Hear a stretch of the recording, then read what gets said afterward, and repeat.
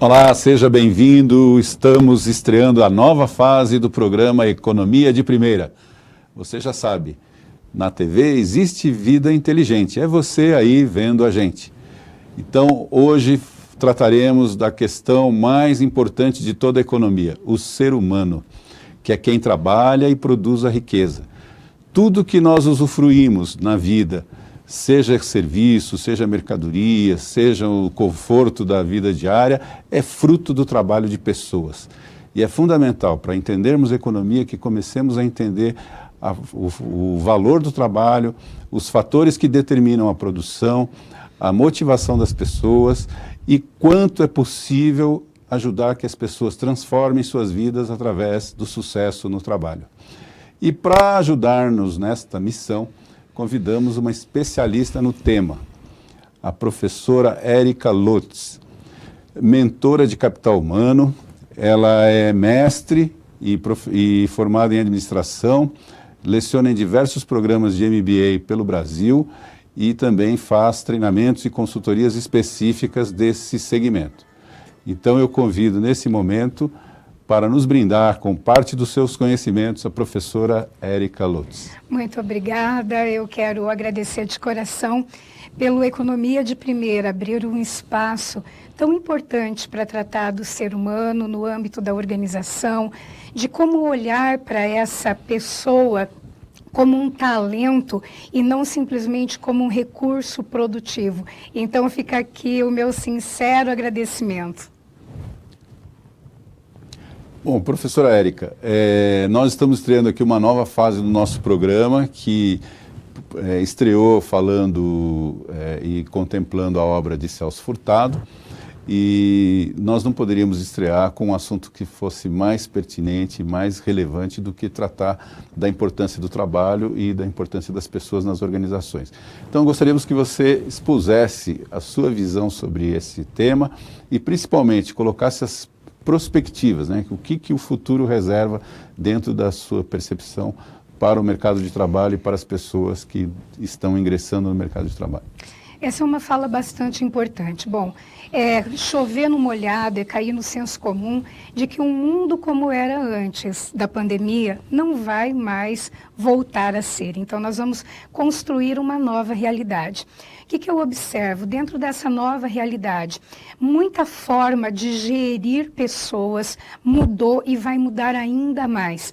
Então, os gestores eles foram convidados a desenvolver expertises no sentido de como manter coesa equipes remotas, que tipo de instrumento de tecnologia poderia ser utilizado para trabalhar a questão da produtividade e mais, muito mais, desenvolver as habilidades essenciais da liderança, que faz todo sentido hoje, no momento em que as pessoas estão fragilizadas, que os recursos são escassos, que o gestor ele tem um papel muito importante na criação e na manutenção da saúde do ambiente de trabalho. Então, respondendo objetivamente a sua pergunta, o que as empresas estão sendo cada vez mais convidadas a deixar ir? Aquele RH tradicional, que era uma questão de registro, de horas trabalhadas, o departamento pessoal, porque isso naturalmente vai ser muito rapidamente, em grande parte das empresas já o substituído por softwares, pela inteligência artificial, que vai fazer isso, e os gestores eles estão sendo convidados a trabalhar a gestão de pessoas não apenas como um âmbito do gestor de pessoas ou do departamento de RH, mas se você tem uma pessoa sob seu comando, sob seu cuidado, você é um gestor de pessoas. Então, trabalhar a gestão de pessoas em nível estratégico, tanto como uma área da organização, quanto preparar gestores para fazer gestão de pessoas. E quando eu digo gestores, muitas vezes esse gestor, ele é um engenheiro, ele é um economista, ele é um advogado, então necessariamente ele não teve tecnicamente esse preparo, mas hoje ele é convidado a assumir um papel de mentor, e o gestor ele traz duas dimensões muito grandes, interessantes. Um olho no gato e um olho no peixe. Um olho na produtividade, porque ele é responsável pelos resultados daquele time, mas ele também é responsável pela habilidade de desenvolver pessoas, de ter a elegância, de dar um feedback apreciativo, de trabalhar no papel de mentor para que aquele profissional possa vir a estimular o desenvolvimento de habilidades técnicas e habilidades socioemocionais. Muito bom. Dentro dessa colocação, você mencionou a problemática da pandemia e das chamadas equipes remotas. E eu percebo, lendo alguns artigos, ouvindo alguns especialistas, que há uma controvérsia sobre o futuro nesse sentido. O trabalho remoto trouxe mais produtividade e enriqueceu a questão humana na medida em que as pessoas acabam tendo um convívio maior com os familiares, ou o trabalho remoto trouxe um potencial de procrastinação e de redução na produção? Como as organizações podem calibrar e medir essa produtividade a partir desse novo modelo, dessa nova configuração do ambiente de trabalho? Muito interessante. Eu estava lendo um estudo exatamente sobre isso, que dizia o seguinte, que muitos profissionais, antes dessa entrada da pandemia, acreditavam que o trabalho remoto iria resolver todos os problemas e que seria aquele paraíso na Terra. E começaram a identificar que não era bem assim. E outro tanto, organizações que acreditavam que o trabalho remoto ele não seria tão produtivo quanto e conseguiram identificar que sim, o trabalho remoto é produtivo sim. Então, o que acontece aqui? A tendência para o futuro é um retorno híbrido. As organizações eles já estão estimando que parte do trabalho fique em trabalho remoto, parte do trabalho seja presencial. Agora, o que é importante na sua fala é destacar a questão da generalização. Qual é o olhar que aquele profissional está dando para essa oportunidade? Então, se o profissional ele identificou uma tendência a procrastinar, a ideia, o convite aqui é identificar qual é a gênese dessa procrastinação, porque muitas vezes a procrastinação, ela vem porque a pessoa, ela não tem o prazer imediato em fazer aquela tarefa, então ela joga aquilo pro eu do futuro e pesa as costas do eu do futuro. Então, antes de procrastinar, é sempre importante identificar, pera lá, que preço que o meu eu do futuro vai pagar se eu mandar essa tarefa lá para frente. O outro ponto é que talvez a procrastinação ela seja promovida por atividades que não estejam tão claras ou que a pessoa ela não se sente preparada para fazer aquela entrega. E um outro ponto, quando nós estudamos tecnicamente a procrastinação, é a questão do prazo, a definição clara do prazo. Então, o primeiro ponto que eu diria, como mentora de capital humano, é um olhar no nível micro-organizacional, que é o do indivíduo. Como que ele se percebeu? Uma fala recorrente aqui comigo, com os meus clientes, é uma análise do que a pandemia trouxe para você.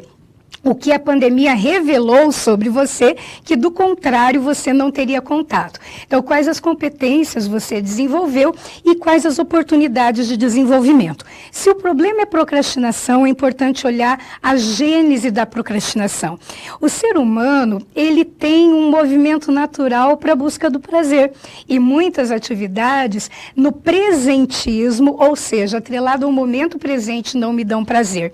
E é aí que entra todo um treinamento mesmo, sobre a questão de níveis de prioridade, organização, matriz de ganhos e perdas. Então, o primeiro ponto é o nível micro-organizacional, que é o do indivíduo. Segundo ponto interessante para o gestor de pessoas, nesse caso, é olhar para a produtividade, para o resultado, porque é o gestor que vai responder por essa produtividade. e identificar se essa produtividade caiu, quais foram os motivos que levaram aquela produtividade a cair. Então, é sempre importante identificar e lidar com a realidade, porque no momento que você lida com a realidade, você pode criar uma estratégia para conduzir o teu grupo no cenário desejado, que é a da produtividade esperada. Então, assim, Daniel, nós estamos aprendendo muito com isso, como gestores. Então, nós estamos olhando para essa nova realidade. E no momento em que, ao invés de trabalhar com julgamentos, trabalhar com a realidade, procurar identificar processos que levaram a isso e não atribuir a culpa às pessoas apenas. Perfeito. Muito bom. Ainda sobre essa questão do mercado de trabalho, eu gostaria de propor a seguinte pergunta. Essa mudança de ambiente, de um ambiente coletivo para ambientes individuais, deve estar configurando também novas demandas na hora da contratação. Então, nós já temos hoje o processo de contratação digital que está em evolução, mas ele acaba sendo, de alguma forma, impactado por essas novas demandas, né? Configurações de profissionais, de competências diferentes daquele trabalhador que normalmente era contratado para se deslocar todos os dias para o seu local de trabalho. Inclusive, tive conversando recentemente com uma pessoa da área de recursos humanos do exterior, que disse que isso abriu uma grande oportunidade para a inclusão.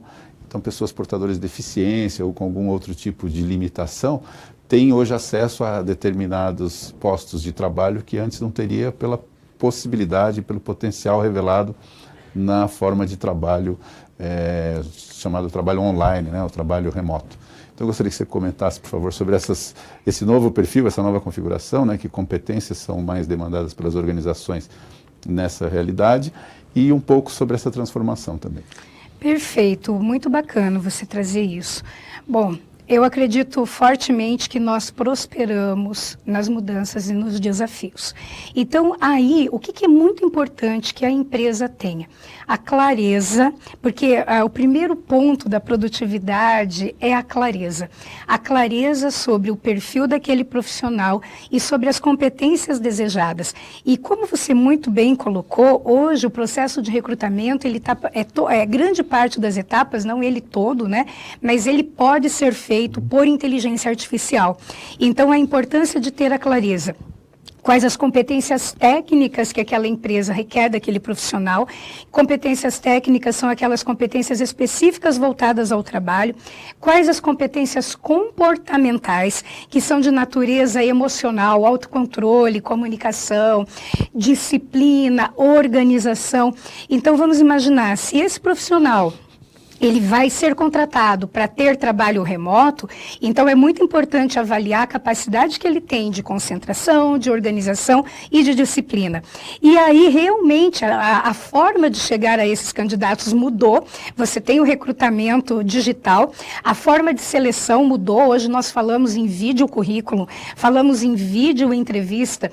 Então, eu diria que, respondendo a sua pergunta, a oportunidade ela vem forte no momento em que a empresa tenha clareza sobre o que ela quer desse candidato, do fit cultural, que é muito importante colocar isso. O fit cultural é encontrar um candidato, não importa se é aqui ou do outro lado do mundo, que tem aderência à cultura daquela organização. Então, isso é fundamental, porque quando você tem esse fit cultural, a probabilidade daquele candidato aderir àquela cultura, ele começa a fazer parte do todo.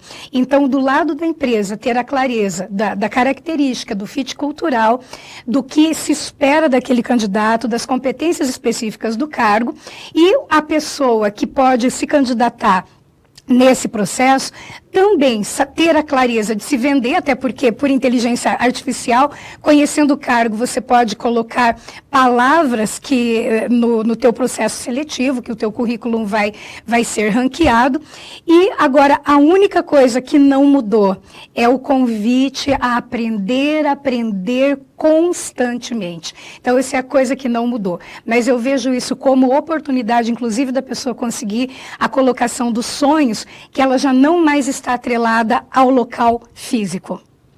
Muito bem. E especificamente sobre esse fenômeno do potencial de inclusão. O potencial de inclusão bom, inclusão já é uma palavra muito bonita, tá? E é muito interessante entender a profundidade que tem essa palavra, porque simplesmente você trazer alguém que tem algumas necessidades especiais e colocar dentro da empresa, isso não é inclusão. É fundamental que a inclusão ela seja feita no nível da cultura, de preparar as pessoas, de preparar aquele trabalho.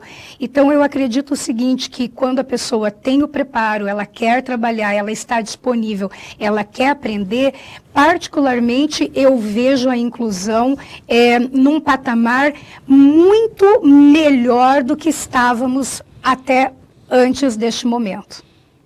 Porque evita a questão de deslocamento, evita uma série de questões e a pessoa ela pode fazer a entrega do talento que ela tem, daquilo que ela pode oferecer, daquilo que é melhor para ela.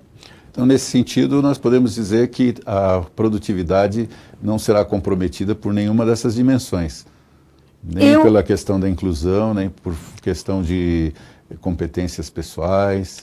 Eu acredito que não. E aí você me coloca uma outra palavra que é produtividade. O que é produtividade? Produtividade é fazer mais com menos.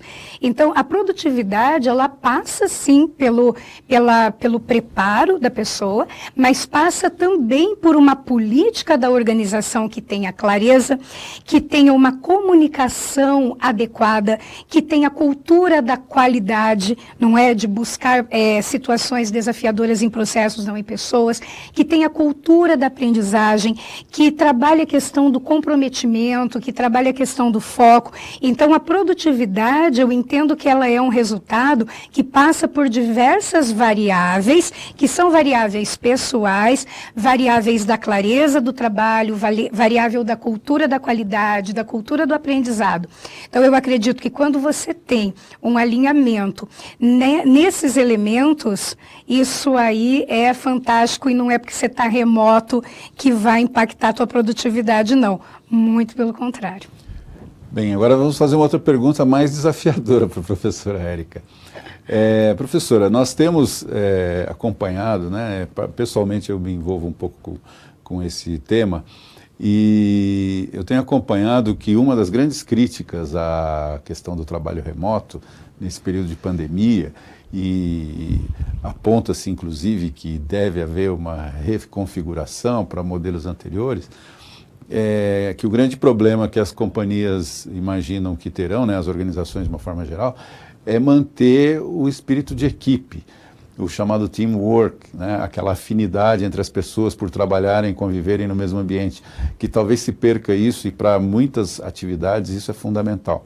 Então eu gostaria que você comentasse um pouco esse efeito, né, e como as empresas ou as organizações podem, que tipo de decisão ou que tipo de iniciativas podem tomar para minimizar o efeito negativo que isso possa ter. Muito interessante, eu vejo isso acontecendo na minha prática profissional. E aí a ideia de pensar, né, coesão de time, como nós pensávamos anteriormente, talvez ela não dê a resposta para o que nós precisamos agora. Mas o que eu vejo? Novos horizontes se desenhando para que as pessoas consigam criar vínculos e estar próximos, apesar da distância física. Então, por exemplo, nós temos um cliente em Fortaleza que semanalmente nós entramos num Zoom e aí nós tratamos de valores, nós tratamos de percepções daquelas pessoas, nós tratamos com investigação apreciativa e quando terminamos esses encontros, a sensação é que cada um ali que foi abraçado pelo grupo. Então, qual que é o grande desafio? Manter o objetivo da conexão, da comunicação, mudando o canal, mudando a forma e usando a tecnologia, porque nós não sabemos quando é que nós vamos poder nos abraçar novamente. Então, essa questão de do virtual, ele tem dado esses encontros, ele tem conseguido manter essa conexão com estratégias inteligentes, dependendo da pergunta que você faz, abertura, o tipo de investigação. Então, esses clientes, eles têm conseguido, nós estamos monitorando isso, manter a equipe coesa, por esta forma. E um outro ponto importante que você tratou, que hoje nós estamos vendo, né, já pensando como é que vai ser esse retorno, se a empresa optar por manter pessoas em home office, é fundamental que cuide também de um local para essas pessoas trabalharem, porque não é todo mundo que tem uma cadeira apropriada, que tem um computador apropriado. Então, esse ponto é muito importante. Agora, o que eu convido nessa questão de manter times?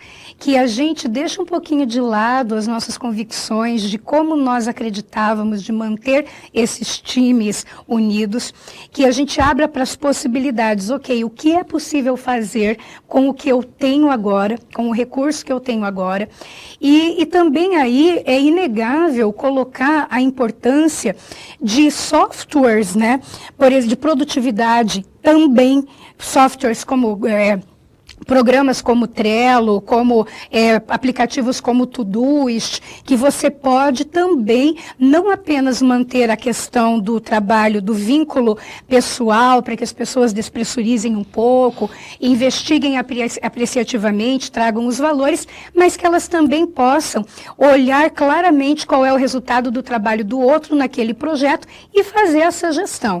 Então, assim, o que eu vejo é a hora de trocar de pele. Deixar aquela pele ir embora e assumir uma pele nova, com a realidade que nós temos, com os desafios que nós temos. E olhar sempre para frente, o que é possível fazer com isso aqui que eu tenho. E o que mais é possível fazer que eu ainda não identifiquei, né? Então, é trabalhar, é para frente agora. Então, isso é possível fazer sim. Muito bem. Você já sabe, na TV existe vida inteligente. Você aí vendo a gente. Estamos hoje estreando a nova fase do programa Economia de Primeira e trouxemos a professora Érica Lotz para falar sobre esse novo ambiente de trabalho nesse período de pandemia e as possibilidades do pós-pandemia. Fique conosco, vamos fazer um breve intervalo e já voltamos.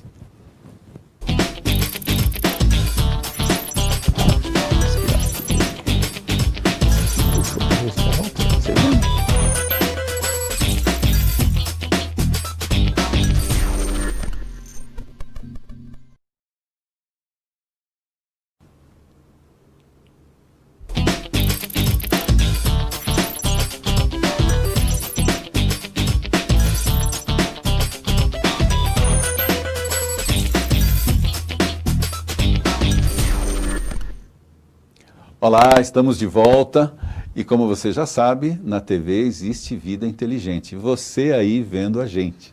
Hoje estamos retomando o programa Economia de Primeira numa nova roupagem, não é? Uma nova fase. E nesta nova fase, nesta, vamos chamar assim, reinauguração, convidamos uma especialista na questão do trabalho.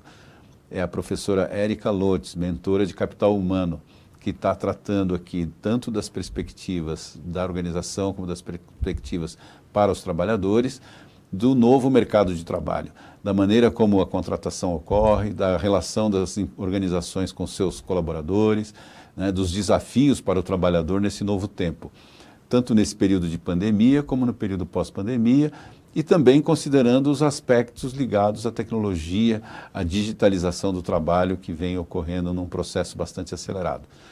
Então, a minha próxima pergunta, professora Érica, de novo quero agradecer aqui a tua presença, é a seguinte: os trabalhadores hoje, em grande parte, veem uma certa dificuldade de interpretar as oportunidades. Então, como fazer para identificar que oportunidades são mais compatíveis com os seus interesses enquanto trabalhador? Como identificar quais organizações podem ser aquelas em que elas encontrarão os desafios mais atraentes, mais interessantes para a sua carreira profissional? Pois é, e você traz 3 pontos bastante importantes, né? O que é uma oportunidade? Oportunidade, ela vem da questão dos gregos, né? O vento oportuno era aquele vento que levava o barquinho para o porto. Então, a questão aí, como identificar uma oportunidade? No momento em que nós estamos vivendo agora, esse tema é muito delicado, é um tema muito sensível, e eu diria que a oportunidade, ela está sempre com uma bandeirinha naquilo que incomoda. Se você tem aí um desconforto, se você tem algo com que você não concorda, aliás, esse inconformismo é uma característica muito acentuada de pessoas que têm o perfil empreendedor, que são pessoas que olham para aquilo que estão ali, e aquilo que está posto, e elas não se conformam com aquilo. Esse é um ponto. Nós sabemos, né, que o empreendedorismo no Brasil ele é totalmente voltado por necessidade. Então, a questão é, o que é que você enxerga aí, no que você possa fazer, que possa trazer um resultado imediato à luz de um talento teu, à luz de algo que você gosta. Então, o primeiro ponto nesse sentido, eu diria que é respirar e se perguntar o que eu sei fazer, o que eu gosto de fazer, o que eu posso fazer. É autoconhecimento. Qual é a oportunidade que eu tenho agora e se eu posso deixar aqui algo que, de uma forma muito amorosa, o que muitas vezes pode impedir o enxergar uma oportunidade, Daniel, é o que a gente chama de fator de efeito de contraste. O que é o efeito de contraste? É eu ficar olhando para a minha vida, para o trabalho que eu tinha, para o status que eu tinha antes, e aí ficar com a mente lá naquilo. Então, eu já nem tenho aquilo mais, e como a minha mente ela não está na realidade, eu nem consigo identificar o que eu poderia fazer no aqui e agora que poderia ser esse meu vento oportuno. Então, muito cuidado, né? Porque quando nós nos desligamos ou somos desligados e aquilo cria uma mágoa, aquilo cria um ressentimento, aquilo cria uma desesperança, a tendência de comparar o que nós já tínhamos. Então, nós não enxergamos, nós não temos mais aquilo e também nós não conseguimos identificar as janelas que se abrem. Então, esse é um ponto muito importante, é lidar com a realidade. É a questão do efeito do GPS, né? Para o GPS nos levar onde nós queremos ir, o primeiro ponto que ele faz é identificar onde nós estamos. Então, eu vejo que essa questão é fundamental, olhar para o aqui e agora e entender que esta é a realidade. Quando você se situa na realidade, você realmente passa a trabalhar diante do que eu tenho, quais as possibilidades que eu tenho agora. Então, uma coisa que nós estimulamos muito as pessoas é ficar no campo da pergunta. E a pergunta, ela tem um vetor. A pergunta que ela impulsiona, ela tem um vetor para frente. Então, por exemplo, por que foi acontecer justo comigo? Porque eu que fui desligado? Porque eu que tive que pagar por esse preço da pandemia? Se nós pudéssemos ter um vetor, o vetor dessas perguntas estariam todos focados para trás, que é um ponto que não me dá nenhum tipo de movimento de poder. Agora, a pergunta é, o que eu posso fazer agora? De que maneira eu posso passar essa tempestade? Porque ela vai passar. Então, essa é uma maneira de trabalhar a proatividade e o protagonismo. Eu sei que você pode estar pensando assim, puxa, mas falar é fácil. Mas eu tenho convivido com pessoas que realmente fizeram isso e conseguiram mudar completamente de maré nesse sentido. Por quê? O desapego, deixaram aquilo para trás e passaram a trabalhar a mente com as possibilidades. Então, esse é um ponto importante, tá? O segundo ponto é que nós estamos numa situação de mercado que, dependendo o mercado de trabalho, ele é totalmente atrelado à questão da oscilação da economia. Existem momentos em que você tem muitas vagas e as empresas, elas competem ali de canivetinho por um talento. E existem épocas em que nós temos pouquíssimas vagas e quem compete por um canivete, com um canivetinho por uma oportunidade é o profissional. Quando nós estamos no primeiro cenário, as empresas elevam muito o que elas querem dos candidatos, e é o cenário que nós estamos agora. Então, os processos seletivos hoje, eles estão com cortes muito altos, a régua está alta. Então, é importante que a ideia de que, tudo bem, o que eu adquiri de conhecimento até aqui vai me levar daqui para frente, talvez seja um ponto a repensar. Porque tudo que eu aprendi até agora, ele me serve de bagagem, ele me é muito útil, ele ampliou meu modelo mental, mas pode ser que ele não dê respostas às demandas que eu preciso. Então, o que eu quero dizer com isso? Aprender a aprender, se desenvolver, dominar tecnologias, ter a resiliência, a capacidade de organização, de concentração, utilizar esse tempo para se aprimorar. Nós temos muitas possibilidades disso. Então, tudo isso vai fazer com que você tenha mais estofo para poder se colocar diante de uma oportunidade, tá? Muito bom. Sobre essa questão da oportunidade, eu tenho com alguns alunos, inclusive, eu tenho sido confidente de alguma maneira de algumas preocupações. E uma das frequentes é a seguinte: com essa dinâmica e toda essa mudança que tem ocorrido no mercado de trabalho, como que um jovem pode pensar em plano de carreira? Que aspectos ele tem que contemplar no seu planejamento, na sua visão de longo prazo, em termos de crescimento na carreira profissional, em termos de desenvolvimento dentro do mercado de trabalho? Muito interessante. Nós temos o plano de carreira oficial nas empresas, né? Então, cada empresa ela estabelece ali um conjunto de critérios objetivos para fazer essa ascensão de níveis. Só que a carreira, ela não é atrelada apenas ao plano de cargos e salários. Então, é muito importante, quando se pensa em carreira, pensar em aprimoramento da entrega. Hoje, as empresas, elas contratam entregas. Então, é muito interessante trabalhar a questão da entrega. Uma analogia muito simples, para quem não é da área, é a analogia de um chefe de cozinha. Então, vamos imaginar, você pode ter uma pessoa que sabe cozinhar e uma que não sabe cozinhar. E ofertar a essas duas pessoas os mesmos recursos, ingredientes, ilha, tempo e receita. Ao final do processo, provavelmente o produto, o resultado, vai ser muito diferente. Então, primeiro ponto para trabalhar na carreira, entender que as empresas, elas buscam resultados. E hoje, cada vez mais com essa geração que está vindo aí, existem empresas que colocam planos de carreira e rodam esse plano muito mais rápido, não só bianualmente, mas tem empresas de tecnologia que rodam plano a cada 6 meses, 8 meses. Então, é focar na entrega. E a entrega, ela depende de conhecimento, de competência, é o resultado que você vai dar.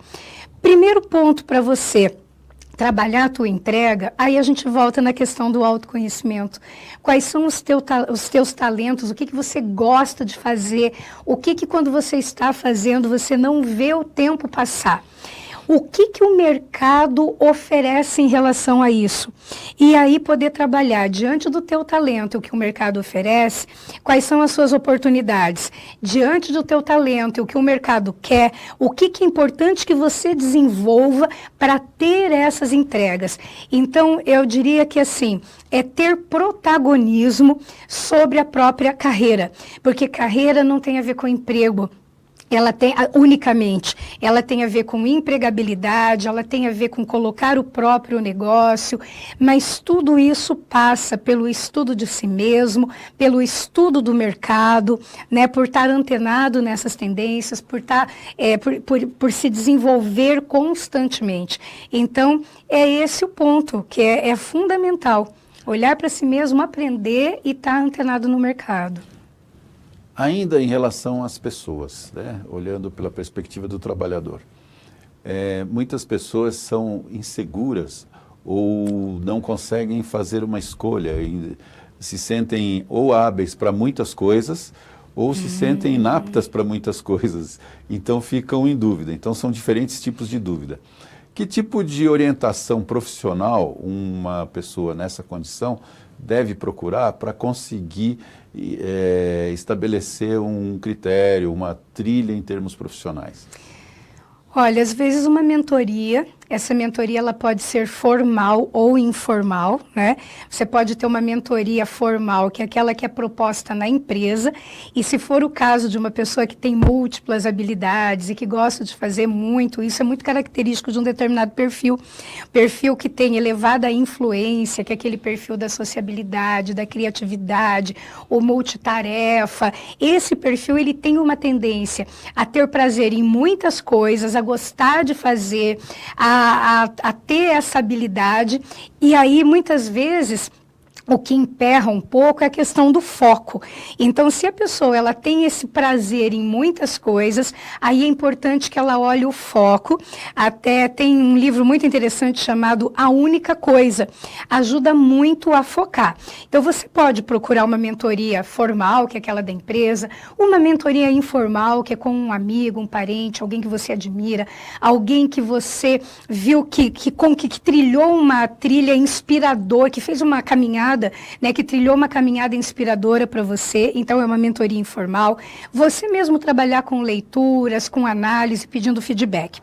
E se for o outro caso, existem pessoas que elas têm talentos, mas elas têm um pouco de dificuldade de se arriscar, não é? Então, a mentoria também, o apoio, a clareza. Então, isso depende muito do que a pessoa quer para ela. E a pessoa que tem um pouco, muitas vezes, a pessoa que tem medo de arriscar, para ela é importante o fator segurança. E muitas vezes elas ficam esperando estarem aptas suficiente, mas a régua delas em relação a elas mesmas é tão grande que elas nunca vão estar aptas dentro do critério que elas têm. Então é inverter um pouco isso, né? Ao invés de procurar mudar a crença de que eu estou preparado para ir para o resultado, primeiro tem o resultado, porque o resultado vai ajudar a mudar na crença. Então depende muito de qual é o desafio que a pessoa está vivendo.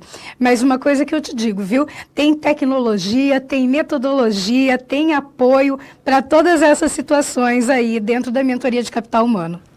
Perfeito. Uma outra crítica que eu ouço muito, e gostaria que você falasse um pouco sobre isso, porque tem a ver também com o teu desempenho profissional, o teu desempenho não, com a tua atividade profissional, é a questão dos coachings, né? Então, as pessoas se referem em algumas situações até com algum deboche, porque tem coaching financeiro, coaching físico, coaching para roupa, enfim. Se você pudesse falar um pouco sobre isso e a relevância desse profissional na orientação de pessoas que têm essas dificuldades para tomar decisões, para fazer boas escolhas. Pois é, Daniel, esse é um ponto bastante interessante também. Houve uma deturpação muito grande do que é o profissional de coach. Então, o profissional de coaching tem coach para tudo, mas muito cuidado. O verdadeiro profissional de coach, ele é um profissional extremamente preparado. Ele não é formado num final de semana. Ele não é um profissional de aconselhamento, ele não é um profissional de mentoria, ele não é um profissional que vai dar a diretriz e mais, gente, pelo amor de Deus, ele não é milagreiro, não. Coach não é nada disso. Se alguém vai apresentando, porque eu vou fazer milagre, porque eu vou ter cura quântica, corra, porque o coach ele é uma metodologia muito interessante, muito inteligente, em que você trabalha a identificação do cenário atual, você trabalha a criação da visão e você trabalha uma estratégia muito amorosa, focada em valores, para que a pessoa possa desenvolver aprendizados para poder ela ser o protagonista do próprio processo. Então, o coach é um profissional que ele tem uma habilidade muito grande de escuta ativa, de fazer perguntas impulsionadoras, porque a pergunta é que vai estimular com que o cérebro da pessoa, ela olhe, ilumine para áreas que ela ainda não havia visto. Então, assim, um profissional de coaching, ele realmente é de grande ajuda, desde que seja um profissional sério. Um coach, ele não promete resultados, porque o resultado não depende dele, o resultado depende do coach. E quem se envolve em fazer todo o processo dar certo é o próprio coach ou player, né? Então, assim, é uma maneira, é uma estratégia de desenvolvimento de pessoas. Nós utilizamos muito isso nas organizações. É uma estratégia diferente da mentoria, que também é de desenvolvimento de pessoas. Uma outra forma que a pessoa pode se desenvolver e que é muito poderosa é a questão do próprio feedback, é da cultura da aprendizagem na organização. Então, é esse o ponto. O coach, ele é um profissional sério, ele é um profissional gabaritado, mas é importante chegar ao profissional certo, ao profissional preparado metodologicamente, cientificamente, com as ferramentas adequadas e dentro do escopo do coach. Por exemplo, desculpe, mas trabalhar hipnose não é do escopo do coach. Trabalhar digamos assim, outras terapias alternativas, não. Isso não é do escopo do coach executivo, que tem o foco na carreira da pessoa. Tanto naquele trabalho que ele desenvolve agora, em planos de sucessão. Então, é uma metodologia seríssima, é uma metodologia muito eficaz, é uma metodologia de parceria, de desafio, de apoio, de avaliação de resultados e de aprendizado com absolutamente tudo que acontece pelo caminho. Então, é um processo muito bonito, muito sério e, gente, muito diferente do que a gente vê sendo vendido por aí como milagres. Muito bom. Professora Érica, para finalizar, eu quero te formular uma última pergunta, que eu considero que seja um dos problemas mais discutidos nas organizações e que também preocupa muito as pessoas que estão em busca de uma oportunidade no mercado de trabalho, né? Como você disse, o vento a favor, mas os jovens também se manifestam muito preocupados com isso. É a questão ética do que diz respeito aos valores morais, né, as atitudes que a literatura define como sendo fundamentais para que as pessoas tenham possibilidade de crescer nas organizações. Não só de conseguir uma primeira vaga, uma primeira chance, mas também de crescer. Então, como o profissional que está entrando no mercado, ou que já está, ou que está se preparando para tentar uma oportunidade, ele pode manifestar de que traços ou que comportamentos ele pode estabelecer que ajudem o empregador, que ajudem o contratante, né, a perceber que ele tem atitudes positivas e que ele tem valores que serão úteis para a imagem daquela organização, para a marca e, evidentemente, vai redundar em boas práticas profissionais. É muito interessante a tua pergunta, porque quando se fala em o que é um valor, valor é tudo aquilo que é importante para a pessoa. Valor, ele está totalmente atrelado à motivação. Então, por que eu estudo? Porque é importante para mim. Por que você guarda tempo para ficar com os filhos? Porque cultivar o relacionamento pai-filho é importante para você. Então, o valor, ele motiva, é aquela energia geradora que te coloca em movimento. E ao mesmo tempo que o valor ele te coloca em movimento, o valor ele diz até onde você vai. Então, por exemplo, se honestidade é um valor para você, em alguma situação você detecta que a honestidade ela não está sendo contemplada, é o momento que você diz, não, eu paro aqui, daqui para lá eu não vou. Então, por que essa pergunta é tão importante? Porque hoje as empresas, elas valorizam muito a questão do fit cultural, que é a forma, quais os valores são importantes para aquela empresa. Então, o valor positividade, né, pequenas ações positivas para construir resultados excepcionais, se essas pequenas ações positivas é um valor para a empresa, é muito bacana você identificar, ter essa identificação como valor. Então, o que são valores que hoje você pode manifestar e que eles são muito bem-vindos? O protagonismo, a produtividade, a disponibilidade para aprender, porque nós não sabemos tudo. Então, onde é que você vê essa disponibilidade? A habilidade de pedir, de receber feedback, sem que aquilo seja um ataque pessoal, e sim uma consultoria para o teu desenvolvimento.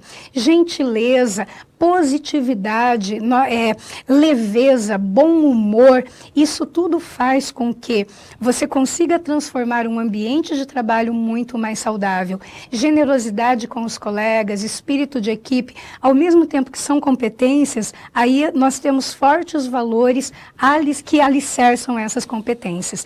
Então, assim, estude os valores dessa organização, identifique onde esses valores eles comungam com os seus valores, exercite isso, não é? Que tudo aquilo que trouxer inovação, interesse, leveza para o ambiente de trabalho, inovação, criatividade, certamente é muito bem visto no momento que nós vivemos hoje. Muito obrigado.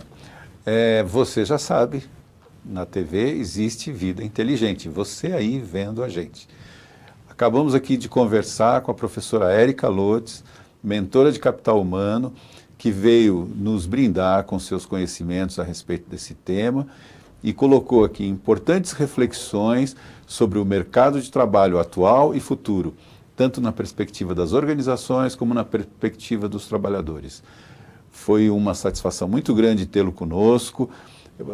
Sentimos que tivemos uma belíssima retomada do nosso programa a partir desta nova fase, com um novo layout, com nova vinheta, enfim, mas sempre procurando fazer para você um programa sobre economia de primeira, trazendo temas atuais e relevantes do ponto de vista da ciência econômica e da economia como contexto sociocultural da nossa civilização. Seja sempre bem-vindo e, repito, na TV existe vida inteligente. Você aí vendo a gente. Muito obrigado, até a próxima.